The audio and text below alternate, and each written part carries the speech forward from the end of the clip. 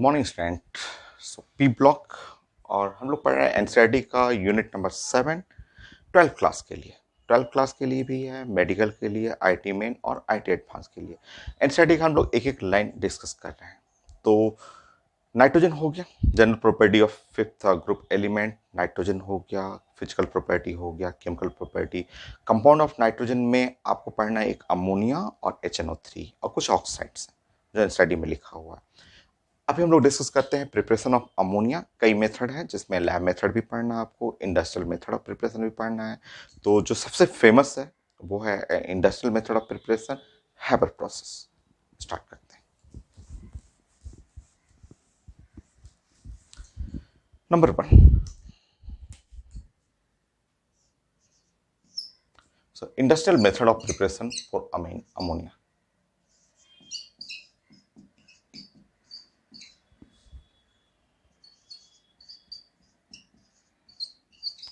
For preparation of ammonia,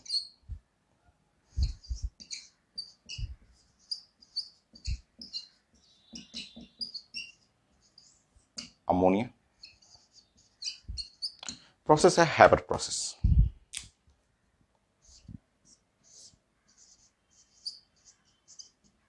so Haber process, so industrial method for preparation of ammonia. Ammonia के preparation के लिए process Haber process. Industrial का मतलब preparation of ammonia in excess amount, large amount आपको। तो excess amount of industrial method का मतलब large amount of preparation of ammonia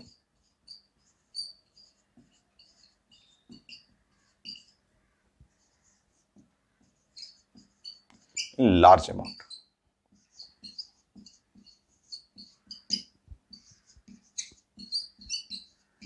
अगर स्मॉल अमाउंट रहता है, बहुत कम अमोनिया प्रिपेयर करना है, तो उसका अलग मेथड है, वो लैब मेथड प्रिपरेशन बोला जाता है। बट इंडस्ट्री में अमोनिया प्रिपेयर करना है, बहुत सारा अमोनिया प्रिपेयर करना है, तो हैबर प्रोसेस। अब इस प्रोसेस का स्टेप बाय स्टेप हम लोग डिस्कस करते हैं।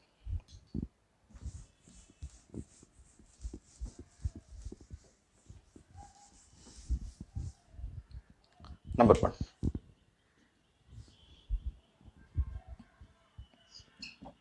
इस रिएक्शन में रिएक्टेंट लेना है नाइट्रोजन हाइड्रोजन। सो N2 प्लस 3H2 और ऐसे 2 मोल्स ऑफ NH3 अमोनिया। ठीक है, इसमें कैटलिस्ट लेते हैं प्लेटिनम, आयरन और मोलिब्डेनम कैटलाइटिक प्रमोटर है।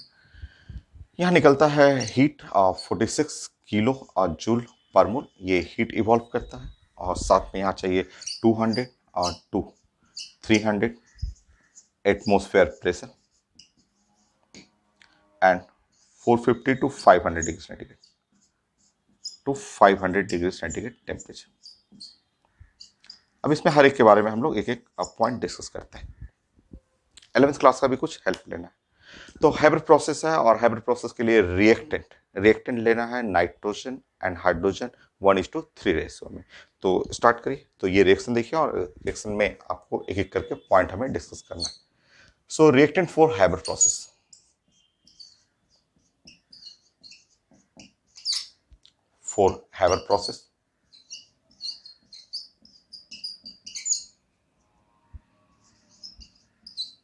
सो हाइब्रिड प्रोसेस के लिए रिएक्टेंट लेना है। तो रिएक्टेंट में मुझे लेना है नाइट्रोजन और प्लस हाइड्रोजन। गैस फेज में लेना है, आप यहां लिख सकते हैं gas phase. So nitrogen gas phase में प्लस 3 हाइड्रोजन और गैस फेज में।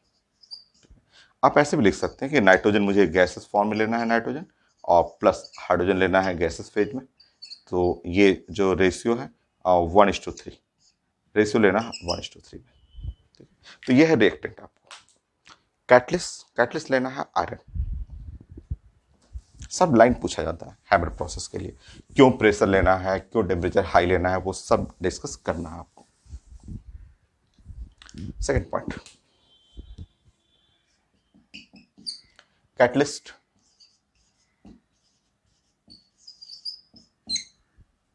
For hybrid process.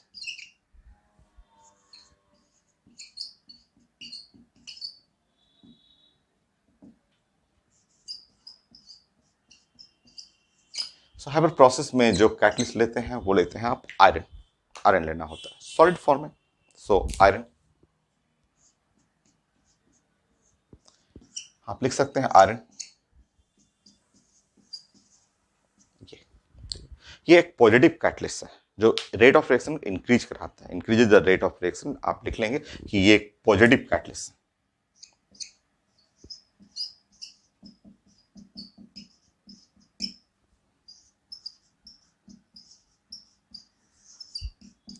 which increases the rate of reaction.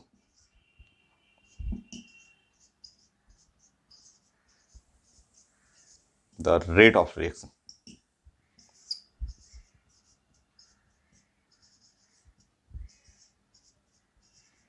सो आप पढ़ चुके हैं types of catalyst, positive catalyst, negative catalyst, कैसे रिएक्शन बढ़ाता है, रेट बढ़ाता है, एक्टिवेशन एनर्जी डाउन करता है, सब हम लोग केमिकल काइनेटिक टॉपिक में पढ़े हुए हैं।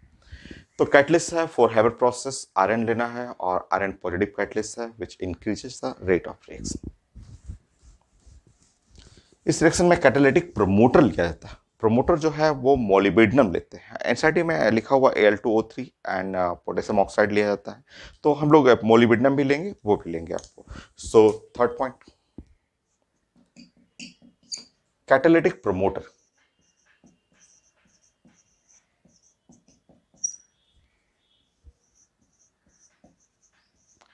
तो ये भी हम लोग पढ़े हुए हैं। कैटालिटिक प्रमोटर ये खुद कैटलिस्ट नहीं है, बट इस कैटलिस्ट के एक्टिविटी को बढ़ा देता है, इसका एक्शन को बढ़ा देता है। तो कैटालिटिक प्रमोटर, इस रिएक्शन के लिए कैटालिटिक प्रमोटर लेते हैं molybdenum.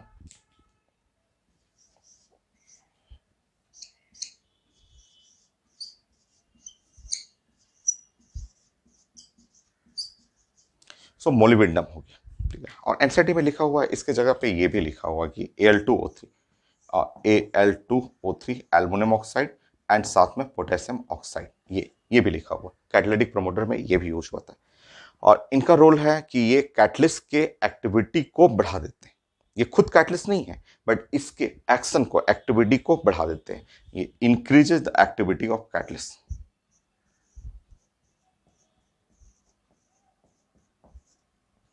The activity of catalyst.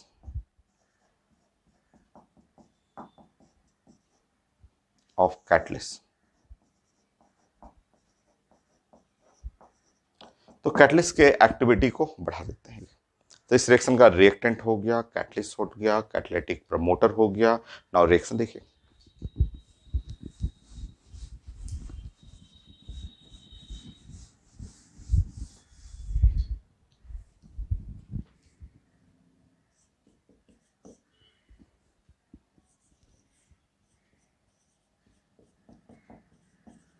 Reaction for Haber process.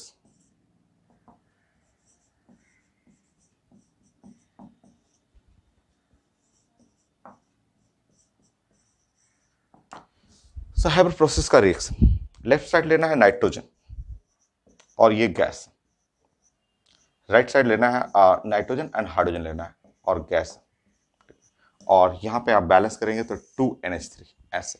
और ये रिवर्सिबल रिएक्शन है, इसके बारे में आपको ध्यान रखना है, ये रिवर्सिबल रिएक्शन है, ये रिएक्शन रिवर्सिबल। केमिकल इक्विलिब्रियम, ली चैटरजी प्रिंसिपल, बहुत सारा क्वेश्चन आया हुआ है और मैं डिस्कस भी कर चुका हूं। तो आप लिखेंगे ये जो रिएक्शन हैबर प्रोसेस का है, ये एक रिवर्सिबल रिएक्शन,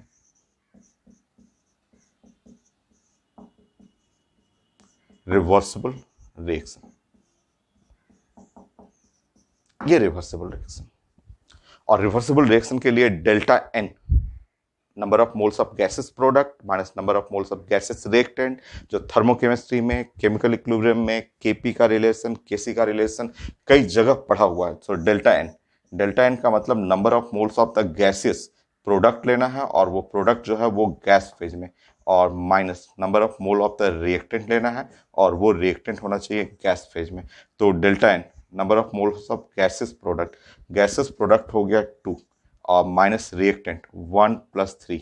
तो इस तरह number of moles of gases product minus gases reactant -2 आ गया। और जब डेल्टा एन निगेटिव हो और रिएक्शन, क्योंकि हमें प्रोडक्शन करना अमोनिया का, वो भी लार्ज स्केल में, मतलब अगर रिएक्शन फॉरवर्ड डायरेक्शन में चाहिए तो फॉरवर्ड डायरेक्शन के लिए कंडीशन होता है high pressure and low volume. अगर डेल्टा एन निगेटिव हो, केमिकल इक्विलिब्रियम में बहुत सारा क्वेश्चन हम लोग डिस्कस किए हुए हैं। तो इस रिएक्शन को अगर आप चाह रहे हैं कि ये फॉरवर्ड जाए, ये रिएक्शन अगर आप चाह रहे हैं कि फॉरवर्ड जाए, ऐसे अगर कोई रिएक्शन है केमिकल इक्विलिब्रियम में जिसका डेल्टा एन निगेटिव हो, ऐसा निगेटिव हो, तो फॉरवर्ड रिएक्शन, फॉरवर्ड अगर आप चाह रहे हैं फॉरवर्ड रिएक्शन, फॉरवर्ड रिएक्शन, ठीक है, तो pressure very high, very high, very high pressure और वॉल्यूम वेरी लो। तो अगर आप रिएक्शन को चाह रहे हैं कि फॉरवर्ड में जाए, क्योंकि आपको प्रोडक्शन करना अमोनिया, इक्विलिब्रियम है, फॉरवर्ड बैकवर्ड दोनों साइड आएगा, बट आप चाह रहे हैं कि रिएक्शन फॉरवर्ड में जाए, तो केमिकल इक्विलिब्रियम 11th क्लास में पढ़ा हुआ है कि अगर डेल्टा एन निगेटिव है तो high pressure and low volume is favourable for forward reaction, ठीक है। तो अगर आप फॉरवर्ड रिएक्शन चाह रहे हैं, डेल्टा एन निगेटिव है, तो प्रेशर वेरी हाई, और एनसीईआरटी में वेरी हाई प्रेशर में सो लिखा हुआ है प्रेशर इज नियरली 200 एटमॉस्फेयर, ऐसा इतना हाई प्रेशर, ठीक है। और आप जानते हैं 1 atmosphere is equal to 1.013 into 10⁵ pascal, या चाहे तो इसको हटा भी सकते हैं, बहुत छोटा डाटा है, तो 10⁵ पास्कल ऐसे। तो एनसीईआरटी में इसके बारे में लिखा हुआ है कि ये है 200 इंटू 10⁵ पास्कल, और एक जीरो यहाँ से यहाँ मिला लेंगे तो ये 10⁶ हो जाएगा, 10⁶ इज कॉल्ड मेगा। तो प्रेशर लिखा हुआ है एनसीईआरटी में कि इस रिएक्शन के लिए नियरली 20 मेगा पास्कल ये प्रेशर देना पड़ता है। तो ये रिएक्शन फॉरवर्ड जाने के लिए आपको 20 मेगा पास्कल, तब जाके रिएक्शन फॉरवर्ड में जाता है। नेक्स्ट पॉइंट, अगेन 5, फिर से केमिकल इक्विलिब्रियम का।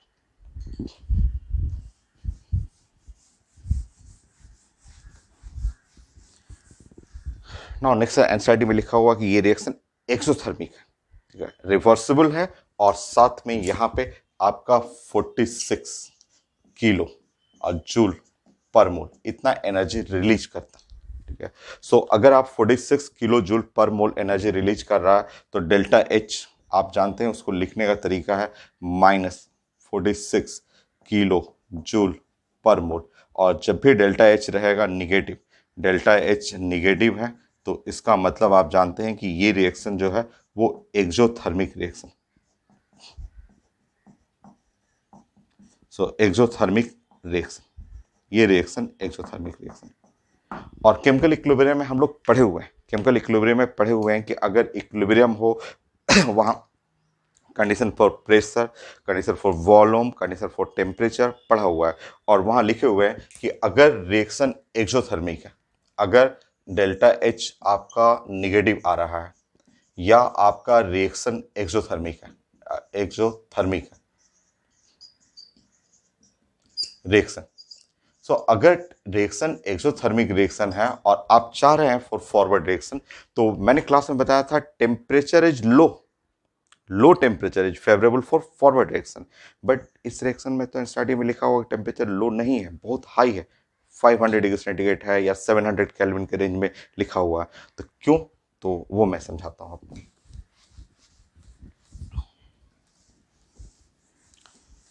So for forward reaction temperature is low,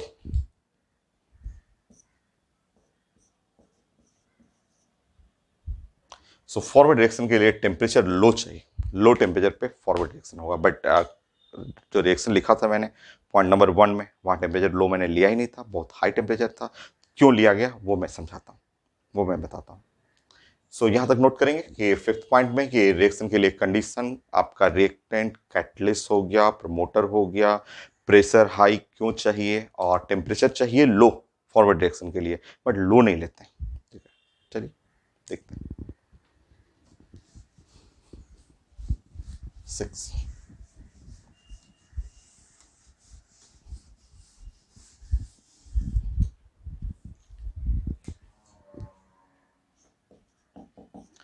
यहां से बोला जा रहा है, ये जो 11th क्लास बोल रहा है, 11th क्लास के टॉपिक में लिखा हुआ कि अगर आपको फॉरवर्ड रिएक्शन जाना है तो टेम्परेचर लो लेना है, सॉरी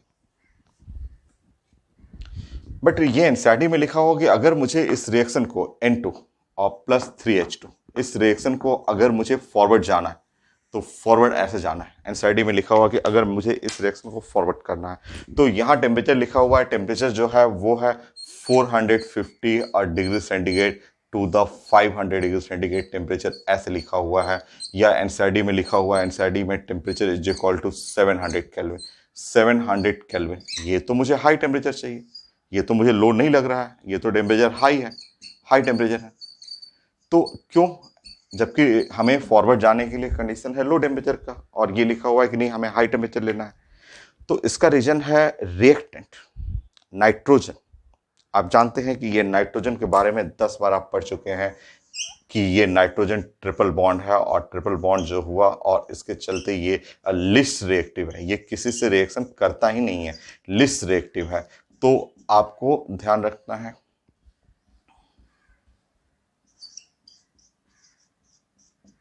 ये लिस्ट रिएक्टिव है।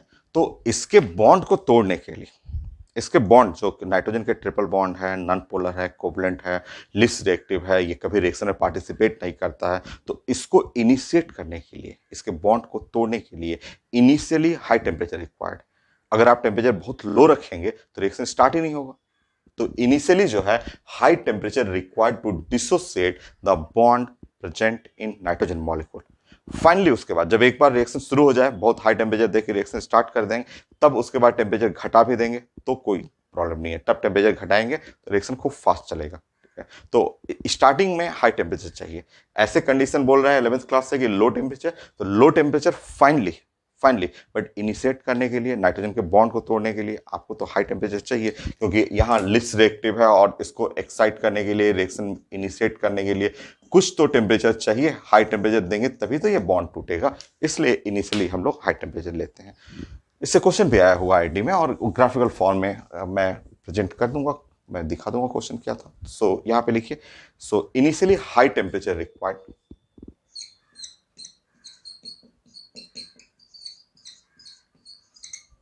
high temperature required,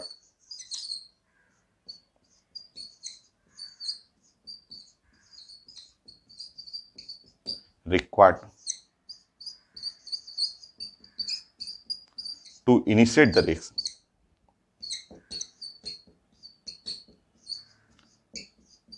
Initiate का मतलब start, to start the reaction.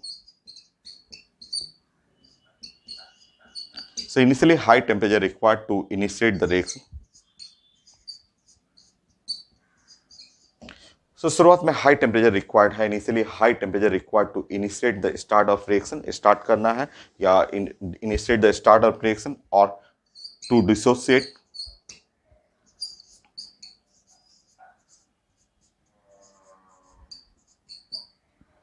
The bond in nitrogen. So start का मतलब इसको बॉन्ड को तोड़ेंगे तभी तो रिएक्शन स्टार्ट होगा, तभी तो स्टार्ट होगा रिएक्शन। तो स्टार्टिंग में हाई टेम्परेचर चाहिए, ठीक है। और फाइनली अगर आप कुछ देर बाद जब स्टार्ट हो गया रिएक्शन तो फाइनली लो टेम्परेचर रहेगा, तो रिएक्शन खूब तेज चलेगा। तो स्टार्ट में तो आपको हाई टेम्परेचर देना है। तो इनिशियली आपको रखना है, ध्यान रखना है कि इनिशियली हाई टेम्परेचर देना है and finally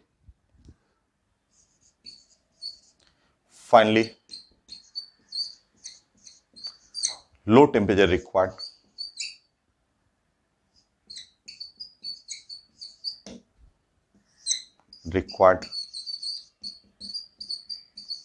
for forward reaction,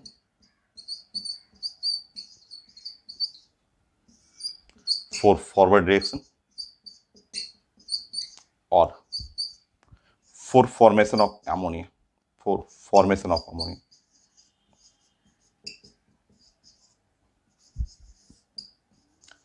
ammonia formation के लिए फाइनली जो है वो हाई टेम्परेचर, लो टेम्परेचर चाहिए, स्टार्टिंग में हाई, स्टार्टिंग तो आपको हाई टेम्परेचर लेना है। जैसे इसका ग्राफिकल फॉर्म जो आईटी में आया था वो कुछ इस तरह से।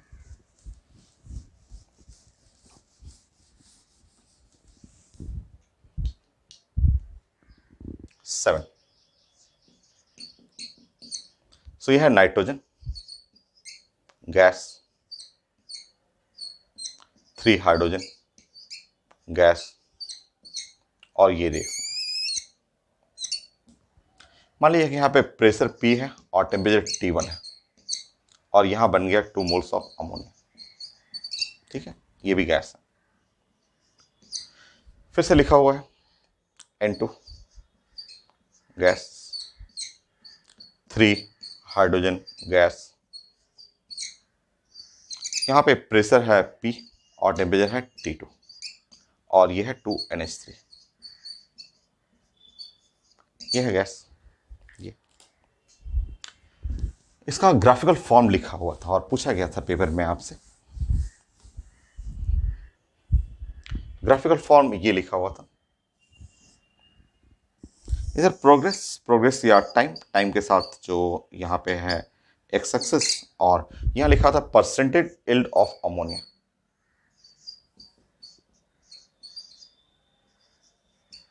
सो अमोनिया का परसेंटेज यील्ड, ये परसेंटेज यील्ड ऑफ अमोनिया ऐसे परसेंटेज यील्ड ऑफ अमोनिया। दो ग्राफ लिखा हुआ था, एक ग्राफ कुछ ऐसे लिखा हुआ था, ये है प्रेशर P और टेम्परेचर T1 पे, और फिर एक ग्राफ ऐसे लिखा हुआ था,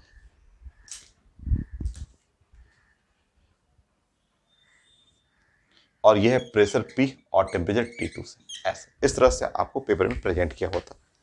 पूछा गया था कि टेम्परेचर में रिलेशन चाहिए, T1 और T2 में रिलेशन चाहिए। सो T1 T2 में रिलेशन चाहिए, तो ये ग्राफ दे करके ऑप्शन में लिखा हुआ था कि टेम्परेचर, अब आप बताएंगे तो टेम्परेचर T1 और T2 ग्राफ देखिए और T1 T2 बताइए T1 T2 में कौन सा टेम्परेचर हाई या लो है। तो रेड वाला ग्राफ जो देख रहे हैं, रेड वाला ग्राफ इनिशियली फास्ट, रेड वाला ग्राफ में अमोनिया का प्रोडक्शन इनिशियली फास्ट, ऐसे देखिए तो इनिशियली, ठीक है, रेड वाला ग्राफ मुझे लग रहा है इनिशियली काफी फास्ट है, ठीक है, बट फाइनली स्लो, ठीक है, ये है फाइनली जो है वो स्लो हो गया, फाइनली प्रोडक्शन ऑफ अमोनिया घट गया, ऐसे घट गया, ठीक है।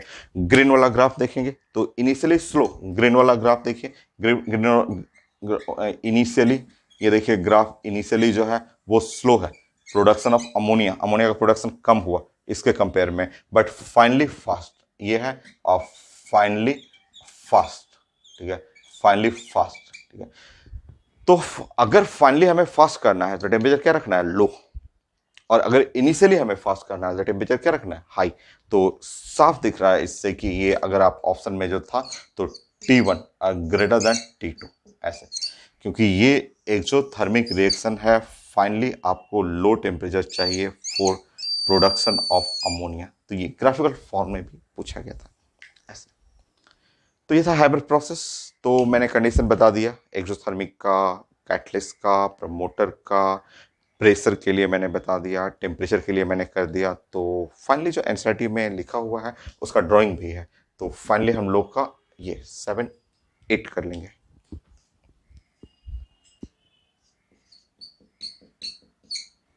सो N2 लेना था गैस, 3 लेना है हाइड्रोजन और वो भी गैस फॉर्म में। अब मुझे इस रिएक्शन चाहिए फॉरवर्ड, तो मुझे लेना है आयरन कैटलिस्ट। हम लोग स्कूल में पढ़ा करते थे मोलिब्डेनम प्रमोटर लेना है, बट मैंने तो देखा है एनसीईआरटी में तो इसके बारे में, इसके जगह रिप्लेस कर चुका है Al2O3। तो समझिए वही चीज़ है, Al2O3 प्लस K2O ऐसे रिप्लेस हो चुका है ऐसा। प्रेशर है, प्रेशर लिखा हुआ है एनसीईआरटी में कि ये प्रेशर है 20 mega pascal, temperature nearly 500 700 kelvin, और इस तरह यहाँ पे बन रहा है 2 मोल्स ऑफ द अमोनिया, वो भी गैसेस फॉर्म में, प्लस 46 किलो जूल पर मोल, किलो जूल पर मोल ये एनर्जी रिलीज कर रहा है। तो ये फाइनल रिएक्शन हो गया, और इसका ड्राइंग करना है वो मैं डिस्कस कर देता हूँ।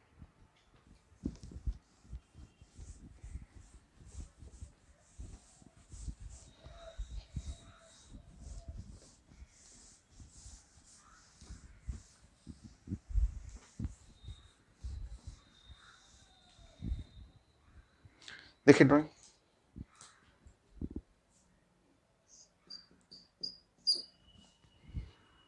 ड्राइंग हम लोग को स्कूल में भी सिखाया जाता था, तो वो ड्राइंग कुछ स्टेप्स है, देखिए यहाँ पे।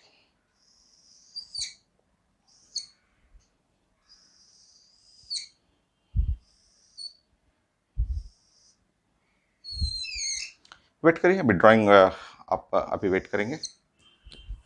तो यहाँ से ऐसे दो जो है वो यहाँ पे इनलेट हुआ करता था। यहाँ पे एक से हमें नाइट्रोजन गैस भरना है, यहाँ से नाइट्रोजन गैस को यहाँ से फिल करना है, और 3 moles of the hydrogen gas को यहाँ से फिल करना है, ऐसे। ठीक है, तो यहाँ से नाइट्रोजन आएगा, यहाँ से नाइट्रोजन आएगा ऐसे गैस, और इधर से चलेगा, और यहाँ से हाइड्रोजन गैस आया, और यहाँ चलते हुए ऐसे नाइट्रोजन और हाइड्रोजन मिक्स करना है। तो 1:3 रेशियो, तो 1 है, तो ये 3 रेशियो में मिक्स करना है। मिक्स करने के बाद हम लोग को ये सिखाया जाता था कि यहाँ पे एक पंप लगाना है। पंप क्या, कंप्रेसर कहिए इसको, यहाँ पास करना है कंप्रेसर।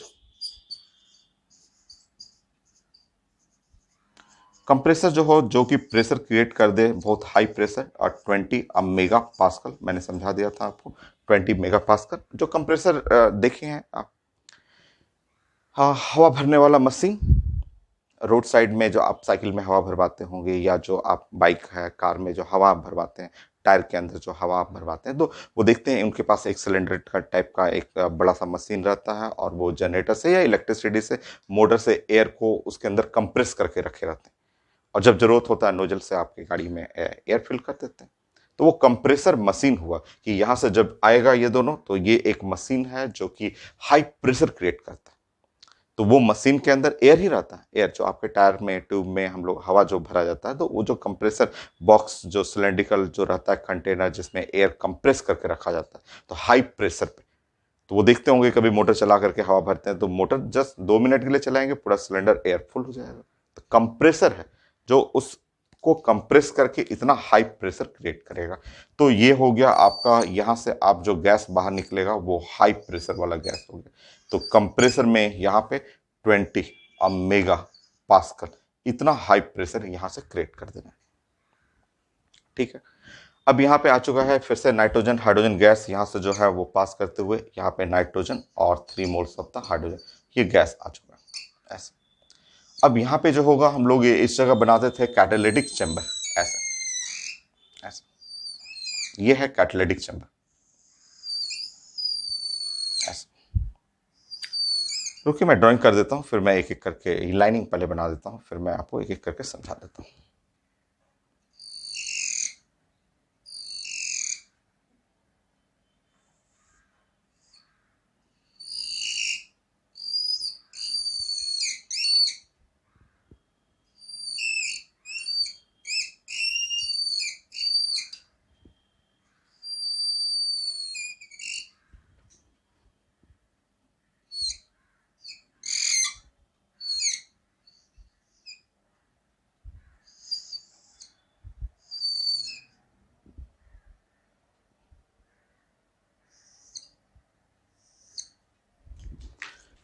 तो उसको मैं मिटा देता हूँ।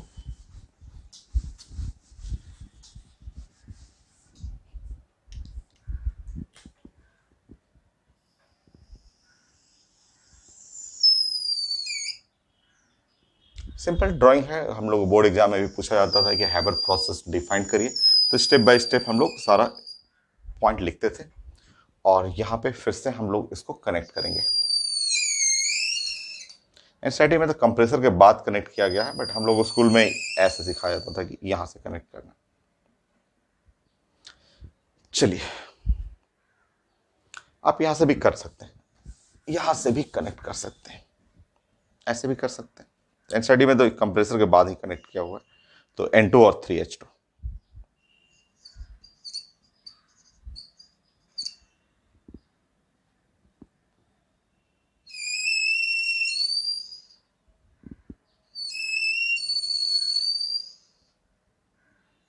अब देखिए इसका ड्राइंग मैं करता हूँ, ठीक है।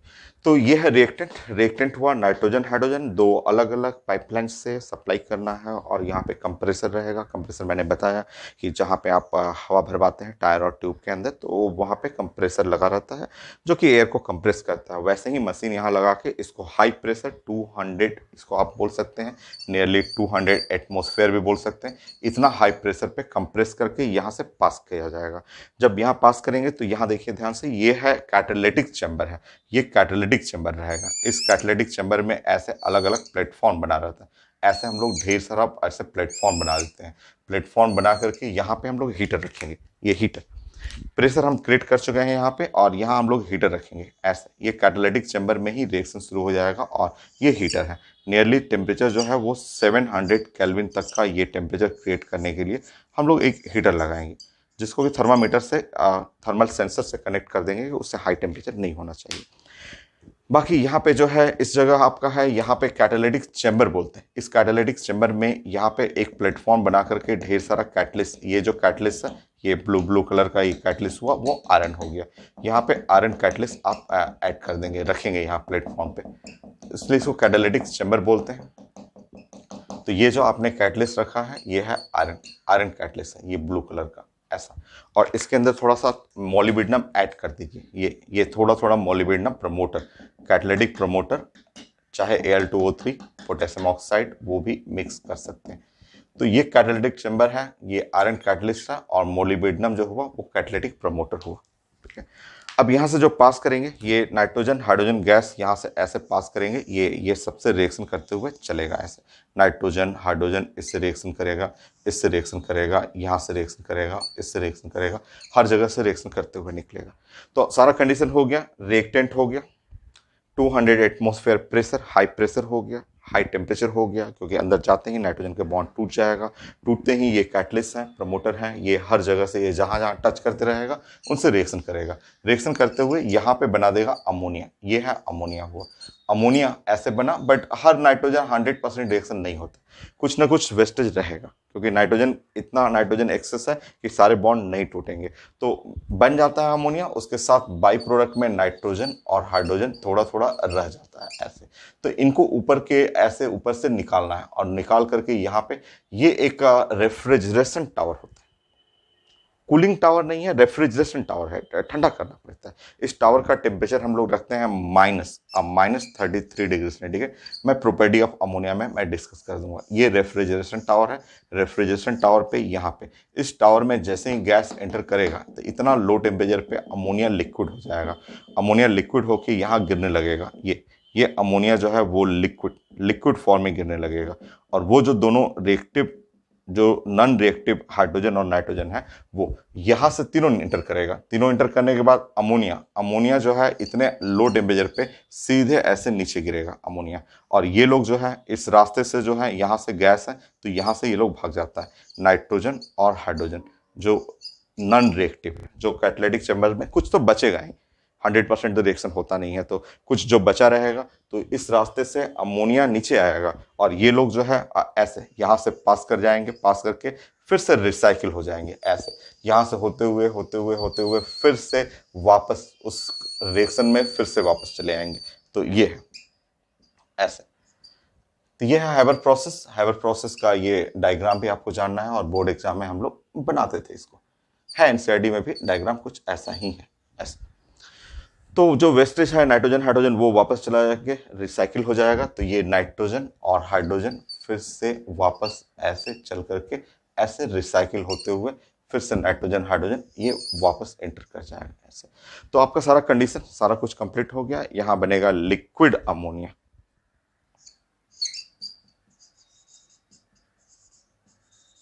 जिसका टेम्परेचर होता है -33 डिग्री सेंटीग्रेड।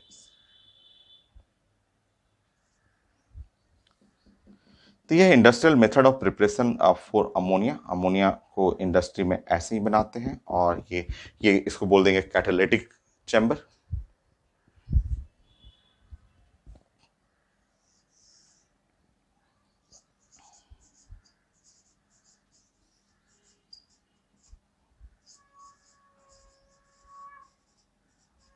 ये तो ये कैटालिटिक चैम्बर है और कैटलिस्ट यहाँ से आपको प्लेटफॉर्म पे रखा रहता है और इस तरह आपका रिएक्शन होगा। और ये फ्रिजिंग, ये जो फ्रिजिंग है या रेफ्रिजरेटिंग टावर कर सकते हैं। तो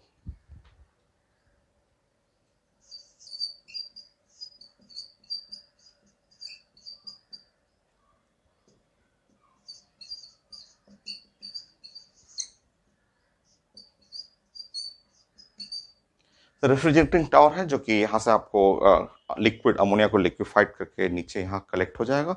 बाकी सारे जो गैस नॉन रिएक्टिव है वापस रिसाइकिल हो जाएगा। तो ये था हाइबर प्रोसेस जो काफ़ी इंपॉर्टेंट है बोर्ड एग्जाम के लिए और एनसीईआरटी में फिगर भी है। अभी बहुत सारे मेथड है, अमोनिया को लैब मेथड ऑफ प्रिपरेशन भी है, बहुत सारा रिएक्शन है। वो नेक्स्ट क्लास में हम लोग डिस्कस करते हैं।